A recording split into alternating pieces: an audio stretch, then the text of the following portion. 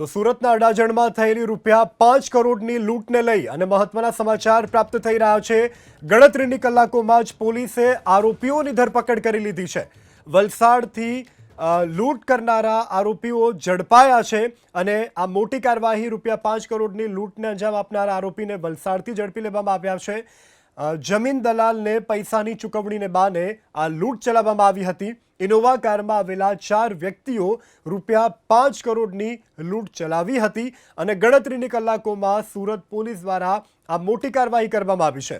સુરતના અડાજણ વિસ્તારમાં 5 કરોડની લૂંટને અંજામ આપવામાં આવ્યો હતો। આ લૂંટારાઓ કે જેને ગણતરીના કલાકોમાં પોલીસે ધરપકડ કરી છે। લૂંટ કરનારા આરોપીઓ વલસાડથી ઝડપાયા છે।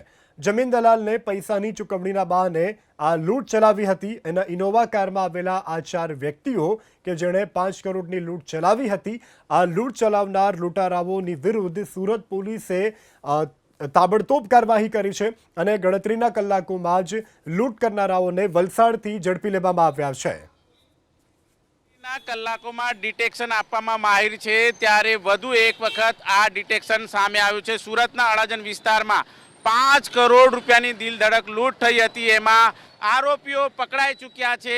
વલસાડથી તમામ આરોપીઓ પકડાઈ ચૂક્યા છે એ પ્રમાણેની માહિતી સામે આવી રહી છે। ત્યારે દ્રશ્યો તમને બતાવીશ કે કઈ રીતે ઘટનાને અંજામ આપવામાં આવ્યો હતો। આ તસવીરો તમે જોઈ શકો છો। આ રોડ પરથી જ એ કાર છે પૂર ઝડપે પસાર થઈને આવે છે અને ત્યારબાદ ભોગ બનનાર જમીન દલાલ છે હરીશ, તેમને લઈને તેઓ જતા રહે છે અને તેમને રસ્તામાં ઉતારી દેવામાં આવે છે। અત્યારે ઘટના સ્થળ ઉપર પોલીસ મોજૂદ છે અને આ પોલીસ દ્વારા અત્યારે હાલ જે રીતે ઘટના બની હતી ત્યારે સીસીટીવીમાં સમગ્ર ઘટના કેદ થઈ જવા પામી હતી। આ તસવીરો તમે જોઈ શકો છો।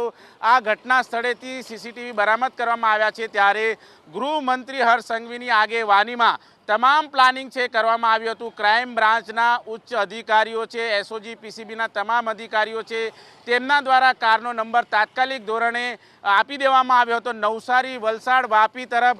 પરંતુ અત્યારે માહિતી મળી રહી છે તે મુજબ વલસાડથી આ તમામે તમામ આરોપીઓ છે એમની ધરપકડ થઈ ચૂકી છે અને તેમને અત્યારે હાલ સુરત તરફ લાવવા માટે અત્યારે પ્રયાણ કરવામાં આવે છે। જે પ્રમાણે 5 કરોડ રૂપિયા જે બ્લેક મની હતી એને વ્હાઇટ કરવા માટેની કવાયત છે એ જમીન દલાલ હરીશે કરી હતી અને હરીશ જે વ્યક્તિના સંપર્કમાં આવ્યા હતા ત્યારે એ તમામે તમામ જે વ્યક્તિઓ હતા તેમની સાથે ઓળખાણ હતી કે કેમ એ પણ તપાસનો વિષય છે। પરંતુ જે રીતે 5 કરોડ આરટીજીએસથી વ્હાઇટ કરવાની વાત કરવામાં આવી હતી ત્યારે આરોપીઓએ સમગ્ર કેસ એ બનાવ્યો હતો અને ત્યારબાદ 4 આરોપીઓએ સમગ્ર ઘટનાને અંજામ આપ્યો છે। જો કે આરોપીઓ છે 5 કરોડ રૂપિયા લઈને મુંબઈ તરફ ભાગી રહ્યા હતા ત્યારે ગૃહમંત્રી હર્ષ સંઘવીની પોલીસે પ્લાનિંગ સાથે આ તમામ આરોપીઓની ધરપકડ કરી લીધી છે। સુરત પોલીસ સતત સંપર્કમાં હતી, નવસારી પોલીસ, વલસાડ પોલીસ અને વાપી પોલીસ આ તમામના સંપર્કમાં હતી। ત્યારે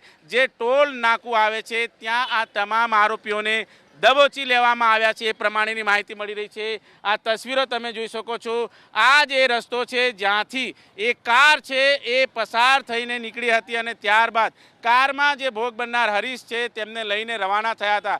જો કે ભોગ બનનાર છે તેમને રસ્તામાં જ ઉતારી દેવામાં આવ્યા હતા